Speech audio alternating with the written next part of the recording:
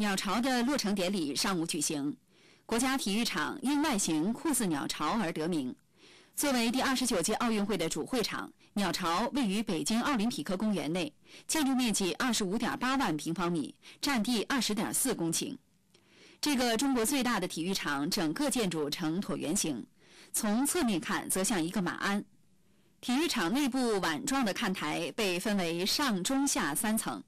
因为内部没有一根立柱，看台毫无任何遮挡，无论观众坐在哪个位置，与赛场中心点之间的视线距离都在140米左右。鸟巢可容纳近10万人，因此对建造横跨体育场的钢梁要求苛刻。我国自主研发了11万吨特种钢，成功托起了鸟巢。鸟巢是北京奥运会的主体育场，奥运会、残奥会的开闭幕式、奥运田径比赛、足球比赛决赛等一些重要项目将在此举行。这里将是产生金牌数量最多的场馆，它将见证中国奥运的100年梦圆。